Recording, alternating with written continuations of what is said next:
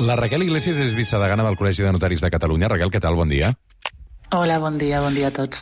Què et sembla tot aquest debat que estem posant damunt la taula? Bueno, us estic escoltant, és interessant la qüestió, però és veritat que el que diu el Marc, el legislador ha optat per una qüestió de seguretat jurídica, sobretot per establir una sèrie de requisits. En aquest cas per la pensió, però aquí a Catalunya les parelles de fet estan pràcticament equiparades en quant a efectes successoris, sobretot, i familiars al matrimoni. Però en concret, per la qüestió que esteu parlant, és veritat que el legislador ha optat per qüestions, ja dic, de seguretat jurídica, d'exigir determinats requisits. I en el cas de les parelles de fet és precisament aquest, el documentar, o sigui, l'escriptura pública o la inscripció al registre, i no només això, exigeix també un temps de convivència, perquè exigeix certa perdurabilitat en aquest vincle de parella de fet.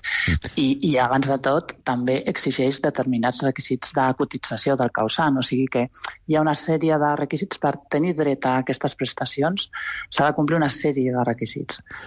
Comencen per la cotització i després, si és de pensió de viudetat, evidentment, si el matrimoni, si és de parella de fet, estableix clarament requisits de convivència i de temps determinat. Quant temps ha d'haver passat? Aquest temps, quant temps ha d'haver passat per tenir dret a una pensió de viudetat? Ara, en parelles de fet, 5 anys de convivència i documentat 2 anys abans de la mort. I casats? Casats, la norma general és immediat, excepte algun supòsit de malaltia comuna que estigui present abans del matrimoni, que exigeix un any de convivència, o sigui, de celebració del matrimoni, però si hi ha fills comuns no s'exigeix aquest termini. Mireia, i com a notària recomana casar-se per evitar aquests problemes? Raquel. Perdona. Sí, no, la Mireia és la testimoni. Sí, disculpa. No. Recomanes casar-se per evitar problemes com aquests? Recomano informar-se bé.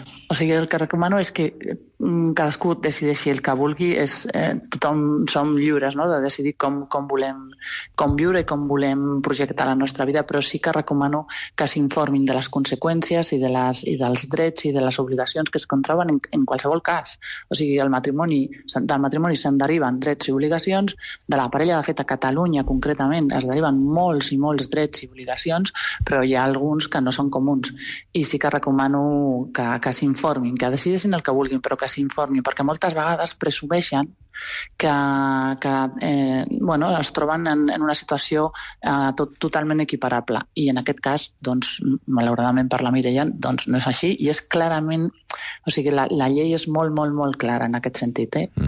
Què hauria de fer la Mireia Garriga per tenir dret a aquesta pensió de viudetat un cop ja ha passat tot el que ha passat i ha passat per aquest procés que explica que li han denegat fins a 3 vegades aquesta pensió de viudetat?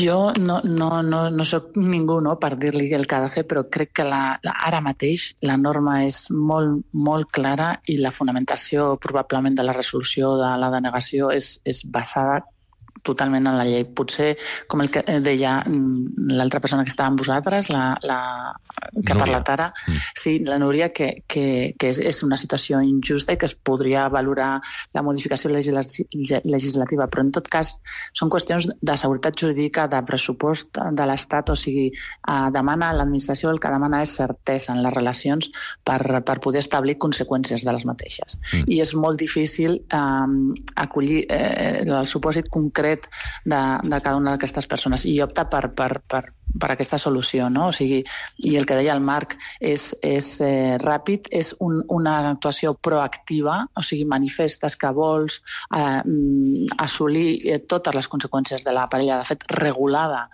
en aquest cas parella estable a Catalunya, i pots tenir tota la informació en aquest sentit i decidir lliurement, no? Doncs aquesta és la valoració que ens fa la Raquel Iglesias, vicedegana del Col·legi de Notaris de Catalunya. Moltes gràcies i que tinguis bon dia. Igualment, moltes gràcies a tothom. Digues, Marc. Gràcies, bon dia.